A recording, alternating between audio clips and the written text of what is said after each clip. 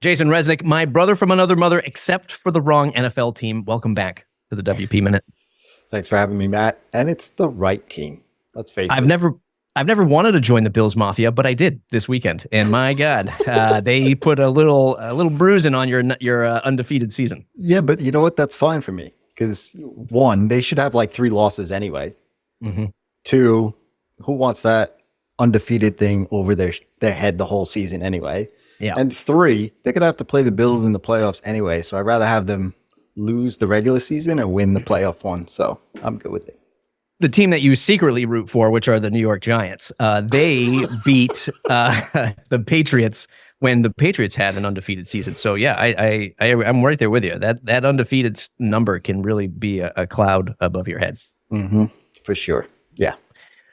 So it's been a while. It's probably been since you've been on the podcast, maybe a year and a half, maybe 2. I can't remember. Time is elusive. What are you up to these days? Yeah. Probably the same thing. Doing email marketing. NurtureKit, NurtureKit.co. Really just focused in on helping online businesses sell their things, whether that's subscriptions, memberships, digital products, or coaching. So it's a fun time, to be honest, because like this year has been a little bit of a algorithm change, as the social media folks kind of call it, with email. So it's been a little fun and a lot of headaches. So that's actually something I wanted to talk about. You know, every year goes by, and this is just like podcasting. And maybe the only one that, it was always like email, podcasting, blogging were like the 3 mainstays where you're like, you're still not doing this thing. Like you're still not doing this. Blogging taking a bit of a hit, I'd say, from the swarm of AI generated content. But I think people are still leaning more into social, and they're like, man, I don't even have time to do social, let alone blog. So I think that one might be taking a hit. But email and podcasting, I think, are still holding strong, and maybe even email more than ever because of social media. Like we're seeing like this now, Blue Sky is starting to, really pop off, and Twitter, Blue Sky, and all this other stuff. It's like yet another social media channel. Email is still that direct. At least that's the way that I perceive it. Is it still direct? And do you find your customers saying, I'm weighing between social and email? Is that a thing? I think that's always a thing. But the nuance with email, one, it is the only channel that you sort of have control over to hit most of your audience.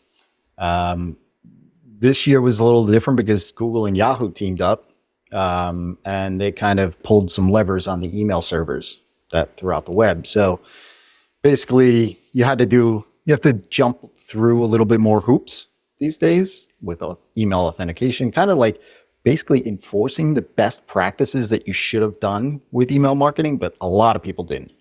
So some ESPs had to catch up. Some are still catching up. They kind of enforced some, I don't want to say rules, but like, with SEO, there's like factors. So they put some factors in place, like one-click unsubscribes and some things to basically combat spam. I mean, it's all for good. It's just... You're talking specifically about what Gmail and Yahoo did to team up. Yes. Yeah. Yep. And they did that, back in February, which we knew coming anyway, was coming like even a year prior to, but like everybody, they just wait till the last minute for things, and then they send an email and they got nobody opening it. They're like, what happened? Right. But they've kind of tweaked it over the year anyway. And then Apple's landing big time, probably in the next, we're recording this right now just before Black Friday and Thanksgiving. So they're a couple weeks. I mean, I've heard already people getting it rolled out publicly that Mail app is getting tabs. And so that client alone accounts for 55% of all of the opens in email. So people are going to have, just like the Gmail promotions tab, now you're going to have one in iOS Mail app. So, you got to kind of engage your list. It's not a broadcast. It can't be a fire hose anymore. You really have to use email as a 2-way communication in order for it to work for you. Yeah. Well, I want to unpack the Gmail and the Yahoo stuff a little bit, because I saw the stuff with Gmail. I didn't realize Yahoo was in on it. And was this like the technical stuff, like setting up your DNS Yes. records and having all those records, set up? And that's what, just to simplify it, that's just saying, hey, when I send this email, it's truly me. Yes, pretty much. It's basically, I mean, the DNS records kind of look at it like a couple of things. It's like the key to my house, I have it. Mm-hmm. And then there's also the lock on the door, which has the key, right? Knows which keys belong into the door. And then there's just that third layer of like just a bouncer at the door to be like, hey, are you who you are, you say? So only in New York would you have a bouncer at your own home. just, yeah. I mean, it's early still. So, yeah. It's like, yeah, I mean, from a technical perspective, it's just all under the umbrella of email authentication. That was the big thing that like a lot of ESPs had to catch up with, right? Because they were, worried about phishing, like me sending email on your behalf. That kind of what's the email authentication blocks. The other layers are a little less, I guess, important. They're more factors. They're not so much hardline rules like one-click unsubscribe. So every email you send, the person has to be able to click on a link and automatically unsubscribe. Not go to another page, not select a bunch of checkboxes and then hit unsubscribe. And I've seen people being dinged for that. So, Now, is that on the person, or is that on like the ESP? That's on the ESP. Yeah. I mean, ultimately it falls on you if it's your list. I mean, you got to be aware of these things. But yeah, I mean, if you're on a platform that doesn't do the one-click unsubscribes, you can't be surprised if you start seeing deliverability problems, because Yahoo and Gmail are going to put you into a junk folder somewhere. Yeah. I always, we saw, I don't even remember when, it's probably been like 8 years. I don't even know what the timeline is, but when Gmail started rolling out like their own sort of like automated tab system, whatever it's called, priority. It's not the priority one. Is what is it like? It looks at newsletters, promotion ones, like, and it kind of like categorized. That's when I really thought that we'd see more of that coming from Gmail. Is that still a factor, or is that not as powerful as I thought it was going to be? No, it's definitely a factor. Yeah, even myself. So cobbler's children has no shoes kind of deal. Towards the end of last year, I noticed, my engagement, I want to say engagement, right? So like replies, conversions. So, if I was running a sale or something like that, those were not what they used to be on my own list. And even I had friends were like, hey, you're landing in promotions, even though, I know you and I whitelist you and you're in my contacts. Like, and I kind of just ignored it, to be honest, for the worse. Yeah. And then over December, January, I kind of was like, let me pay attention to this. What's the problem with my own email account? And I had to dig my heels in and fix it, right? And I had to fix it. Learned a lot that I didn't know. But I was like, if Gmail and Yahoo are going to start cracking down, I got to fix my own issue first, the things that I have control. And yeah, I was landing in a promotions tab. I spent the better part of a month, maybe even 5 weeks, just fighting the promotions tab in Gmail. Yeah. And I was like, and now iOS is going to, Mail in iOS is going to have the same tab. So Apple has actually said that they will, if you have, like, they're going to have markers, I guess. They're like, if you send it from Kit, if you send it from MailChimp, if you send it from ActiveCampaign, we're going to throw you right in a promotions tab. Huh. So you might not have as much say. So you're going to really have to try to figure out ways to get your list to reply to you and move you to the inbox and all those other kind of things so that your emails are seen. Yeah.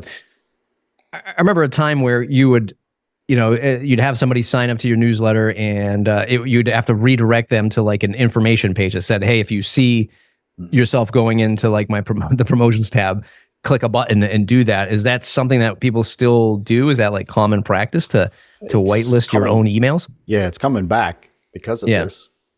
It kind of went away for a while. Like with a couple of the things that I've been doing and having clients do, and even from my own list, I did it and saw drastic improvement.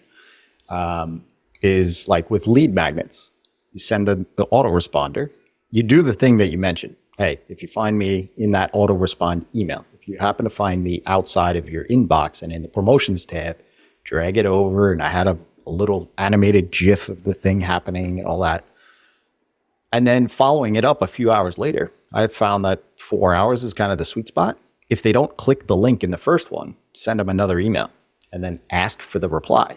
And you can kind of incentivize that. Like I incentivize it with, a play on like, hey, I wouldn't be good at my job with email automation if I didn't do this. And I know you didn't download it because you didn't click on it. I'm sending you this email. If you hit reply, I will send you a secret video on deliverability.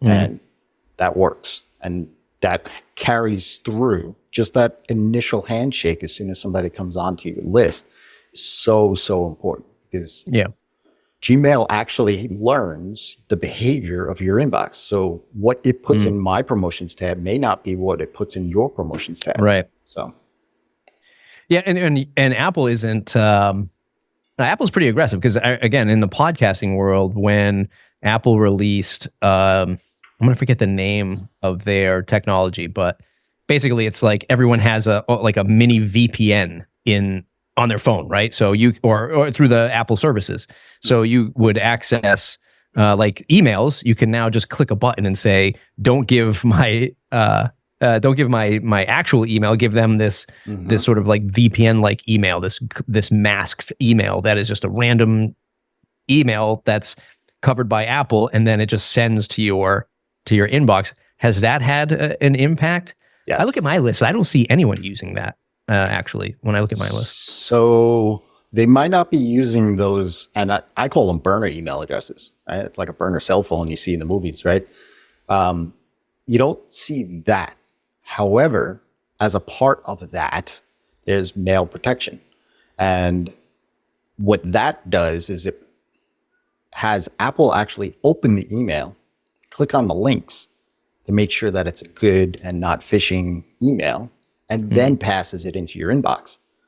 So if you, and an easy way to see this, and some ESPs can detect that, like, so like, hey, Jason is an iOS user using mail protection. You can also see it in the ones that don't, by if you send out an email and you just refresh as soon as it sends, you'll see a percentage of clicks and percentage of opens.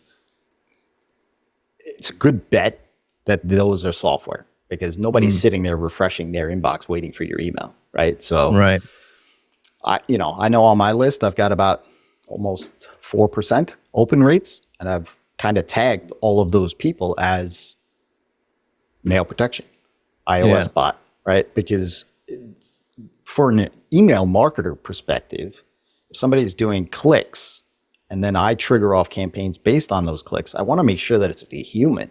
Like I don't want false clicks. So I try to block people that I think might be using that, just so that I don't trigger off more email that maybe they're not even looking at. I don't know. You know?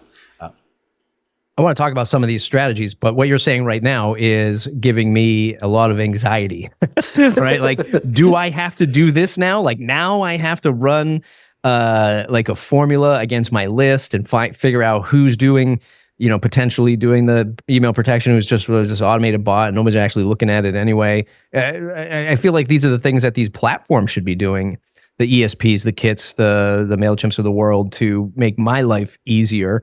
Do they help, or is it something that you're like, no, this is what I tell my clients to do all the time? So some platforms do, like Klaviyo, they identify iOS devices. Kit doesn't. I think ActiveCampaign does. So, I mean, the ESPs do it. So if you're using an ESP that, take a look, ask, Yeah. But again, it's not always accurate, right? They're Sure. basically like in the dev world, all they're really checking is the agent of the Mm, client that is being used. And so, you know, I don't say that, you have to do these things. You just have to be aware of them so that yeah. when you actually do strategies that lean more on the clicks and things of that nature, then you have to think about like, okay, there could be a bunch of people that are using software that Yeah. scan emails.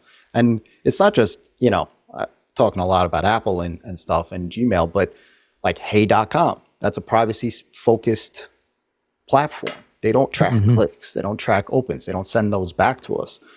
I mean, Thunderbird, that's been a Yeah. privacy focused thing for, a decade and a half. So, I mean, Hmm. there's other clients. I mean, Norton Antivirus, if you just, Outlook and use Norton, all that kind of stuff. So you just have to be aware of it. It's not something that you have to, I'm more acutely aware of it because of what I do, but Sure.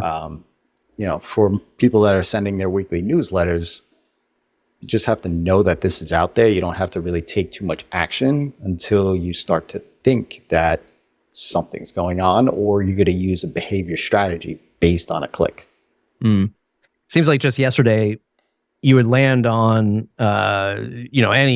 anyone who's doing like internet marketing, somebody's blog, somebody's landing page, somebody's lead magnet thing, and you'd always see like 20,000 other folks just like you on this email list, and when you saw that a decade ago, you're like, ah, damn, man, there's a lot of people out here. Like, so this person is popular, and I think we've sort of fast forward a decade, and not only has like more competition come into the space in every single sector, not just internet marketing, right?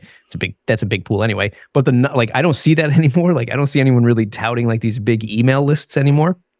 But I'm always curious: is it just because there's more competition, less people are signing up because like, man, I did that, I don't need to do it again, and people's attention really, right? It's like part of the industry is protecting people from spam. The other part of the industry is like, man, I'm so sick of it. I'm not doing it anymore.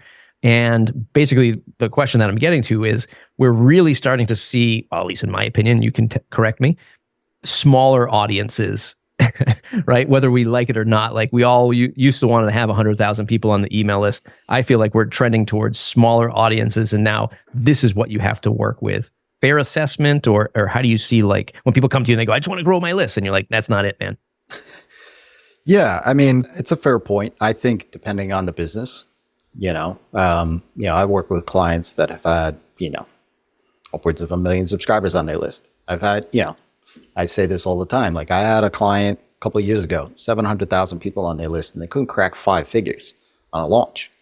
Wow. Because they were basically just broadcasting out. They were just a numbers game kind of thing. Yet I have clients that are of 4 figures on their list, and every time they launch into 6 figures. You know what I mean? So it depends really on the engagement.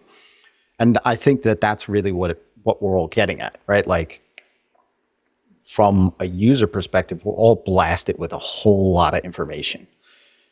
What I think that the inbox has become is more of a private thing for us, the users, that we're like, hey, I'm not going to sign up. I don't need 27 emails hitting me every single morning. It's just too much. I don't have time for that. I'm just going to unsubscribe from a bunch of things. So from a user perspective, I think people are a little bit more guarded towards the inbox, especially in like tech savvy spaces. People are like, I don't need another 10% off coupon. I'll get it when I buy it. Right? Like I'll just sign up to it. But less techie, like my sister, my parents, like even them, they're like, I get too many emails, and they're like, so they're not even signing up. Those type of industries, I think, are going more towards the social aspect. They're like, hey, I'm just going to go follow somebody on Facebook or Instagram or TikTok or wherever it is. And they're giving out all of their stuff there. So why do I have to sign up for something and get bugged about it? So, for me, it's like, it's all about the engagement, I think. And, that's why I was saying before, even with the rules, like you got to get your people to reply. You got to get, can't be just broadcast. You got to ask questions. You have to understand who they are, what they want, mean, people aren't signing up to an email list because they need another friend. They're signing up Right. because they have a problem, they have a challenge or a struggle, or they want some information or something like that. So best engage that right away. And the faster you do it, you could convert faster. You could sell them something faster. I've always hung my hat on not doing anything like super, scammy or over the top, and, but also to a detriment, right? Like I don't have, like, I know it's good to have a lead magnet. I mean, the phrase lead magnet makes me go down a whole bunch of different paths of like, internet marketers of 20 years ago. But it is something that I think a lot of folks should have. And it's something I've always avoided, right? I've always looked at it like, I'm just going to put my content out there, and if people like it, they're going to subscribe. And that just means that everything's just taken freaking forever, right? To like grow a list and to like grow a following. Again, I go back to podcasting, because I think there's a lot of podcasters out there who just expect to ship an audio first podcast and be like, the audience is going to come. Well, I hate to tell you, but in the podcast world, that is the last thing that's ever going to happen, because there is no central point of algorithm, of search, yada, yada, yada. That's why I actually like it, because it isn't diluted or tainted by some kind of like corporate algorithm. Having said that, I always recommend folks in the podcasting world is like, there has to be a multi-prong approach here. You can't just do the podcast. You got to do the newsletter. And even that's not going to be blowing up because your podcast isn't blowing up. You got to funnel people into, let's say, community, some kind of community thing where you can interact with these people. And that number goes less and less. So if you have, let's say, 1,000 downloads for your podcast, you get 100 people on an email list, and then you get 10 people in your community, right? Like I see this like funnel into like the people who really care. Mm-hmm. In your world of consulting with folks, do you do a multi-prong focus, or you're like, nah, man, I just focus on the email stuff? How do you sort of like have accessory communication channels for folks with email? How do you recommend it? I mean, I stick with email helping my clients, but usually my clients have some other channel of growth. Email is more of the kind of conversion channel, if you will. And so, still the best conversion channel, you think? Yes, 100%. Okay. Yeah, I mean, look, next week or 2 weeks, whatever, it's going to show that, right? Like, it's funny. I only want to do Facebook ads. I only want to do, TikTok. And then Black Friday comes, I want to write up my email campaign. Like, I thought those other things were working for you. Yeah. So, I've worked with clients that have had Twitter as their main channel. I've had clients that have Facebook ads as their main channel. They don't do any social. It's just growing through Facebook ads, Google ads, YouTube, So the growth channel, I think you need. There has to be the awareness. Now, I liken email to podcasting, right? Like there isn't, like you get people subscribing on the podcast, the apps, and then anytime there's a podcast, new one dropping, that shows up. You don't have to fight an algorithm. It's very much similar to email. Like I get a notification that I have a new email, right? Similar thing. But even just, throughout the course of my career and being, an old time podcast host myself, the relationships that you build from podcasting with your listeners are very similar to that of what you build with your email subscribers too. Because the email subscribers, like I kind of know who my inner circle of email subscribers are. They buy things, they reply to things, they do those things, right? Same thing when I was a podcast host. It was like people like, hey, that was a great podcast. I'm like, oh, totally forgot that, you were there. Like I didn't know, I might have been talking into the void, who knows, right? Like, but the same people keep rising to the top. And I think that pairing the two, and so what's interesting is I'm actually doing tests now. So I wasn't going to share this, but it's relevant. To build the trust factor, podcasting, I think, is the most, I have a theory that podcasting was the most trusted channel to build on, right? So I went down this study, like science. I was like, is there like some science behind being trustworthy? Like, or is this just some mysterious human thing, right? Mhm. But there's actually a lot of data around trustworthiness, and somebody came up with even like a formula. And what was interesting about the formula is that the factor is actually on the person that's trying to, like your audience trusts you, but it's actually on me more than you. And one of the things in one of the studies that I read was that audio is actually more of a trust factor than video, and only because of the physical distance of really the perception of that individual. So if you're listening to just this audio, I mean, it's right in your head, like the voices you hear right in your head. But on YouTube, there's still physical distance between your eyes and whatever you're looking at, right? And so the science behind it says that audio is more trustworthy than video, text, so on and so forth, which was really interesting to me. So now I'm like, okay, so how do I use that information in email? Well, what I'm testing now, I'm actually writing a new welcome sequence to split test this with my own list, is basically, instead of classifying it as a podcast, I'm just dripping out audio messages throughout each one of the welcome emails, which is basically just me riffing off of the email that they already got. So now they can hear me or read or both. And I'm just doing it that way, almost like a voicemail, like, hey, click here. I left this audio message for you, right? That kind of deal, just to get people engaged with the email. And I want to see if those people are more engaged further down in the middle of the funnel and obviously the bottom of the funnel. I want to see if those people convert more later, just from a trustworthy factor.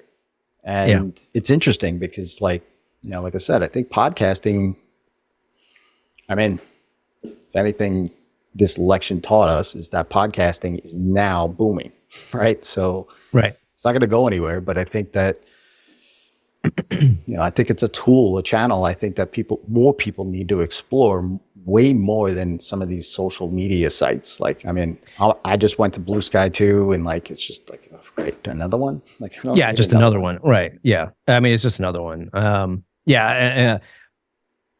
I love what you said about the podcasting stuff. I love that sort of like audio note thing, and maybe that'll be something that kickstarts me, which is funny because the last time I had you on, you were talking about like automation and sequences. I'm like, oh, Jason's absolutely right. I'm going to do that, and then I never did it. Maybe we'll talk. I do want to talk about that in a moment. I want to talk about this. This is how like you and I just reconnected again, because I always come to you about like my email woes, and I finally switched from MailChimp to ConvertKit. Why? Just because I wanted something else, right? I'm just like I didn't want to actually, like, this whole like WordPress debacle. Not that I want to get into that in this episode, but what it really had me thinking is like, okay, who am I getting my software from? I want to make sure I know who I'm getting my software from at the minimum, and I don't want my software from Intuit. No, thank you. But I will support Nathan Barry at Kit, and that's largely the reason why, and just to play something new. Anyway, my point is, in the podcasting world, I love that you found that study about trust in audio, because the air quotes podcast industry is shoving everyone into video these days. And why are they doing that? Well, the answer is simple, is because YouTube has an ad network. And for decades now, podcasters have wondered, how the hell do I make money with my audio? There's no ads. There's no one platform. Spotify tried for a few years. They couldn't do it. And they started buying up all these shows and having, all this premium content. And then, like you look at Rogan, arguably the largest, most listened to podcast on the face of the earth. And they put him back on open RSS at the start of the year, because they're like, we're going to make more money if we do advertising on his show than we do trying to get customers to sign up for a Spotify app for the money that we pay him. And it's like, no kidding. Open distribution with RSS and podcasting is the obvious way to go, because everyone gets access to it. And it's like, you have to learn that lesson over again. But anyway, the point is, with the video stuff, people are like, oh, you got to go video. Well, it's not making a podcast any better. It's just now you have a video component to it that people can watch. But largely people who are like tuning into YouTube, like I'll listen to some podcasts on YouTube largely because I'm just like sitting at my desk or doing some work. But as soon as I'm like continuing that podcast, like if I leave, if I'm in the car, working out, doing stuff around the house, I'm not looking at it. It's in, I'm listening to it. And it's just like, why, what am I missing here from these humans that are just keep recommending, all this investment into video? It's mind boggling. Yeah. I don't know. I haven't watched a podcast. Like I just don't like, I don't know. Maybe it's because I'm old school, internet veteran, whatever. Like I remember having to download MIDI files and things of that nature, so it's like, I don't know, like you, if I'm at my desk, I'm working, and if I have to watch two people talking or whatever, or even just one person talking, like what am I watching? Like I could just listen to it, and I don't need to hear anything, or I don't need to see anything. But yeah, I'm with you on the video thing. I think it's just,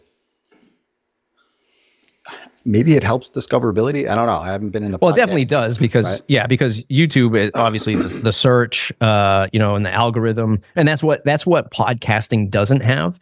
So the advertising industry in the audio world is saying, oh, like literally they were just like waiting for Spotify to do it. Then and then Spotify just folded their cards and like we can't do it anymore, spending way too much money. Spotify laid off thousands of employees. They're profitable now, so Wall Street likes it, but they're just like, yeah, we were trying to just own content, own the experience. We can't do it. Open distribution won, and then who was there to do it? YouTube. Right, so we just went from one corporate beast to the biggest corporate beast. And by the way, Android, owned by Google, they got rid of their podcast app on Android in favor of YouTube. So they don't care about podcasting. They just care about shoving people into the algorithmic machine to make more money with advertising. That's it at the end of the day. Where do you stand on this AI stuff? We talk about, getting your list to respond, to, take action. That way these mail platforms can say like, oh, these people actually know each other. They care about each other and there's a connection there. So let's keep serving up their emails. What's your take on AI when folks come to you when they are burdened by not enough time, not enough, energy to do this, and they're just like, maybe I'll just have AI, run the course of making my content. Where do you stand with that? Yeah. So initially I was like, get off my lawn, kind of stuff. But what's interesting is that, and I think all of it is interconnected, right? I think what Google and Yahoo did at the beginning of the year, what Apple's doing now, I think all of that is for the betterment of the user experience with email. And I think that comes by way of how they're reacting towards AI. Because you go to ChatGPT or Claude or whatever, like, hey, could you write me an email on segmentation for email marketing? And they'll spit out a bunch of stuff, right? And it's just a robotic sounding article that people just like, I'm going to send that in via email. That's my email for the week and I'm done. And I think that just like blog posts is going to get squashed. Like I firmly believe that Gmail is going to be smart enough, just like what they do with the search algorithm, that they're going to detect AI in email content as well and be like, that's junk, or not even deliver it and mark you as a spammer. And then you're really behind the eight ball. However, I also do think for like the genuine business owner and the genuine business that's trying to do email marketing in a right way, in a genuine way, and engage their audience and build sustainability in their business, you can use AI in a way that is useful and efficient for you, like creating a custom GPT of your own voice and your own audience and your products and your business and all of those kinds of things. I mean, there's a client of mine, coaching client, Lex. They are an AI tool. And basically their storyline is that he's a former developer turned. Oh, this is the writing app, right? Yes. Yeah. Yeah, I love Lex. Yeah, I love it. Yeah. I want to use it, but it's one of these apps where it's the same thing. It's like I love it. I look at it. I'm like, damn, these are some great features, and I want Yes. to use it more, and I don't. But I still follow him. I still open up his emails because I'm like, I want to see the stuff he's sending because this stuff is really cool.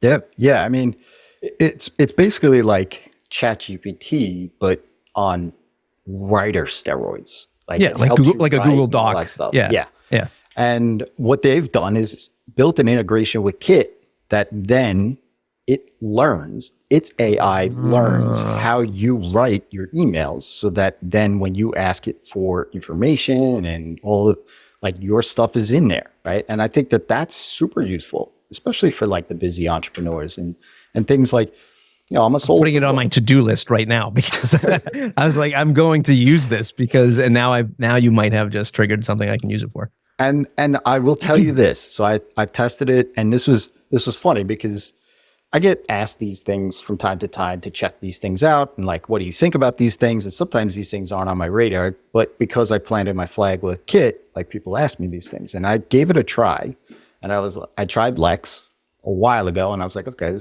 I might as well just use ChatGPT. But then when I integrated it with Kit and it read my broadcasts and all the rest of it, it was like 80% from me pushing publish. And I was like, this is awesome. If I just have to lightly edit something, it sounds like me. It uses all my, you know, phrases and how I do sentences and use ellipses and all the rest of it. Because I'm not a grammar guy. I write like I type. So all my New York stuff is in there, all my kids stuff. Yeah. I'm like, holy crap, this is really good. You know, so you could be super efficient with it, and it helps getting over the blank page. So like I write 6 times a week. So it's like 2 to 3 minute read every day. But there are times where I'm sitting, you know, or like this morning it was chaos, and it was like, what am I writing about today? I don't even know. I didn't have time to think. And then I got a blank page, and then I'm like, what am I supposed to do? You know, instead I could, use something like Lex and stuff and be like, hey, I'm thinking about this product, and this solves this problem. Can you write me something and incorporate a story about the kids? And then it'll give me like a draft that's 80% of the way there. And then I just have to put my spin on it. And it helps. It helps, you know? Yeah, but it's something I've been focused on a lot more with the content that we do here at the WP Minute. Eric Karkovac, who writes for me, he does a lot more writing, obviously. I do the podcast and video stuff, but the thing that I'm trying to do, especially on the blog stuff and leaning more too in the newsletter, is really focusing on like the human experience, like whatever that means for the context of like the topic, because I had hired, like I tried hiring, and they were fine. Like I hired some other writers, and it was just your typical like, it's just like here's this here's the topic you want me to write about. Here's the words, yes. And it was just like, it's just the words, and I'm like, well, I'm trying to say this in like the nicest way possible, but it was just like, I thought you had experience with this topic, and I thought you'd be writing from your experience. And partly my fault, maybe not for like leaning into that direction, but I'm just so used to like Eric and I writing from like real world experiences.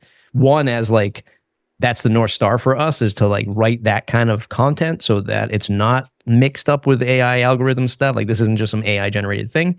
And just from like the user's perspective, like you should want to read or listen to this stuff because these are human experiences. And there's like this whole other part of the internet where it's just like dumb information. And if you want dumb information, I don't mean that in a bad way, but there it is. Like there's your recipe, there's your instruction kit, there's your, step-by-step procedure on how to do something with WordPress. You want that, go over there. But if you want like how humans are doing this WordPress thing for whatever it is, it's over here. Smaller audience, yada, yada, yada. But anyway, the point is like, I'm really focused on that stuff as well. So I'm going to give this Lex a try again. It is a great platform for those listening. Like if you're looking right, it does a fantastic job. You just have to think about how you're going to use it. And that 10% of my brain is always missing when I sit down to write. You know, what's funny is like, I know my people, my audience. Nobody's in email marketing every day like I am. Nobody cares about it as much. They do sprints. But it's shocking to me to know that I have email subscribers on my list for years. And I'm like, you know, why? Like what haven't I said? Like, because I talk about similar stuff all the time, but what it always comes down to is like, I really enjoy your stories about your kids, about how you run your business, how you're incorporating, and the things that you talk about in email are things that I need to do. Yet I kind of store them away. I have a lot of screenshots of people saying, hey, you have your own folder. Like, I don't know if that's good or bad. You just store my stuff, But at the same time, they're like, the emails are just good. It's storytelling. Like, you make email marketing and automation relatable to me, and I can understand it. Cold subscribers equate to your wife purging all your kids' toys. I mean, you talk about, personalization in a way that makes a lot of sense, because you're just like, oh, I like pizza, he likes hamburgers, like, okay, great. Like, you just make it simple. And the storytelling is where it's at. I mean, look, I'm a developer. I speak geek, technical, real, it took me, and I've been still studying. I study copywriting and direct response copywriting and all the rest of it. 8-9 years, and people, for the longest time, I always said, I'm not a writer. Not a writer. But people are like, yeah, you are. And I've only started to come around because I do write daily, write to my list every day and things of that nature. And like, I look back at some of the emails that I used to write. I'm like, man, that's terrible. It's just, but I'm like, even AI is better than that. Like, geez, like, how is anybody doing anything? Right. So the storytelling matters. Like, even in the most boring kind of niches that you think like nobody wants to hear you, if you bring your own stuff into it. And that's what I really do, is like, I just sit down and I think, what happened yesterday? Yeah. Is there something that happened yesterday? Yeah. The let's as we get to the tail end of this episode, let's go into my greedy questions of where I'm struggling with with Kit, and I'll tell you what I did, which is the absolute kiss of death. For any email list.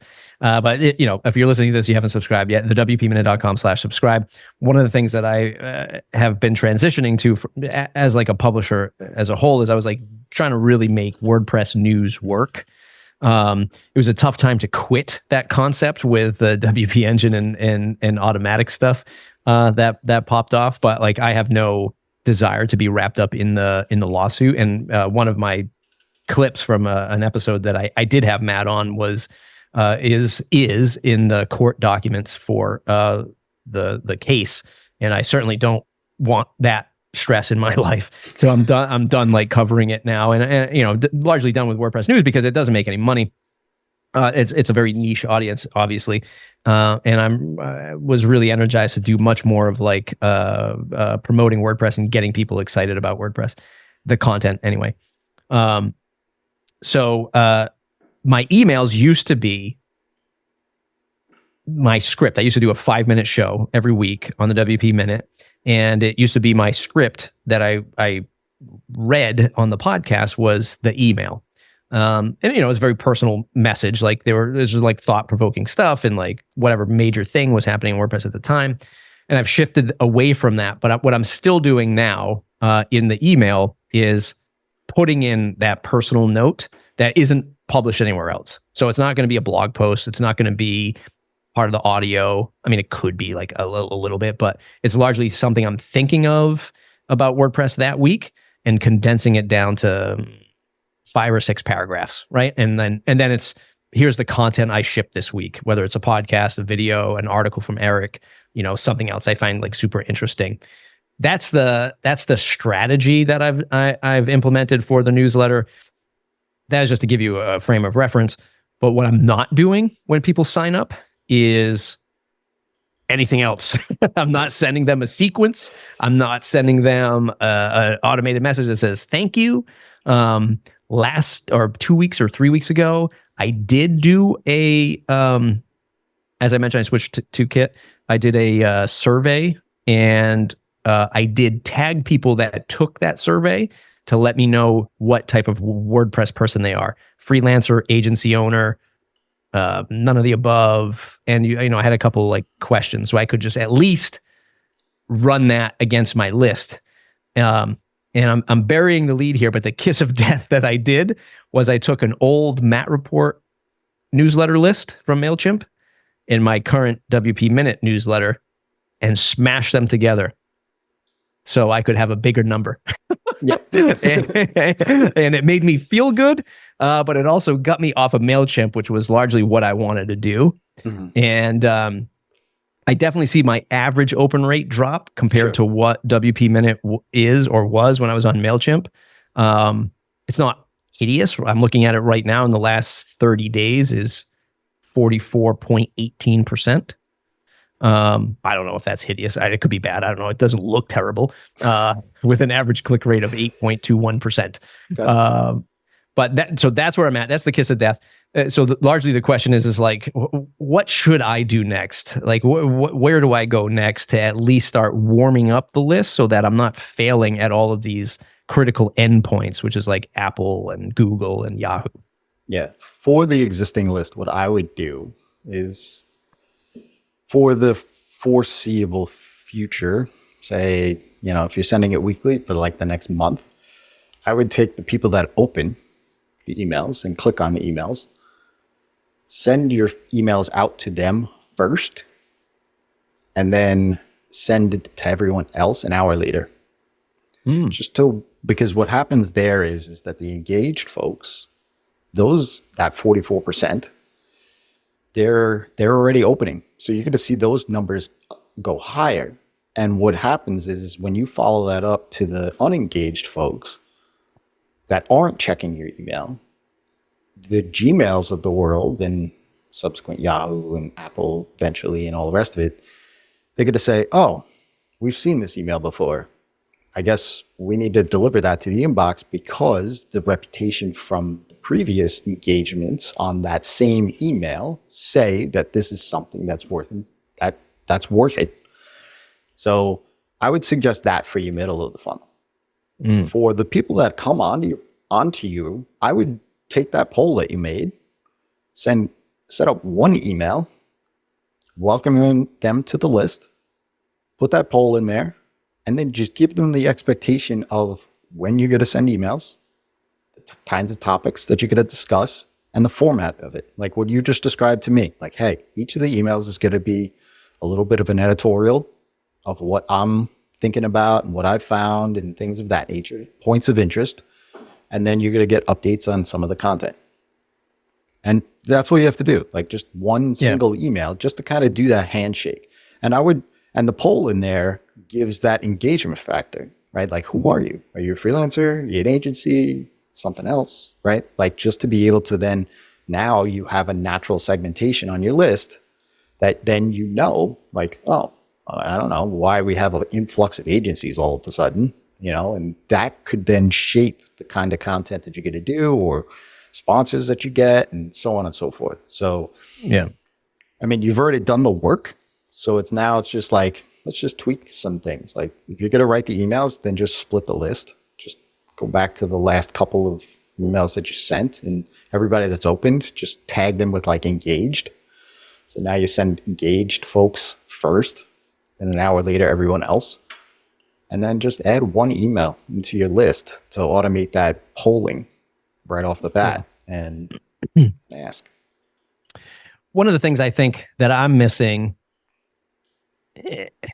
and maybe it's in the world that you operate in, it's a very common, right? For like, I don't have that. When I say I'm actually thinking about it out loud, so I guess I kind of do. So I don't have something I'm selling to somebody. Right. I do have membership, which is like if you make at minimum of a $5 donation, you can join the WP Minute Slack, right? It's really just a way to help me pay writers, right? As like an independent sort of journalistic experiment. I look for sponsors and I look for folks who like drop donations in so that I can pay other writers, right? That's really the goal, is to like get people writing about WordPress. So I guess I do have that as the end result. And what I'm getting at is it must be much easier to have somebody that you're consulting with that has that product that they want somebody to buy, right? Because I'd imagine you're doing like all roads lead to Mhm. a conversion. But what about people who are just like, no, man, I just want to publish content. I just want people to read my newsletters. Is that too crazy of an ask? It's not a crazy of an ask, but I will always ask, for what reason, Yeah.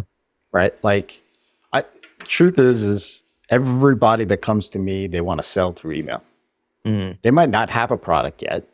They might have the audience. They just might not have the product yet. So they're like trying to figure out, what is it that I'm selling? Am I selling memberships like everybody says I should? Should I make a digital course? And so on and so forth. So there's always some end game. And so, if it's truly altruistic and it's like, hey, I'm just doing good for the world or whatever, I, maybe it's just me, but I haven't found that person yet. Yeah.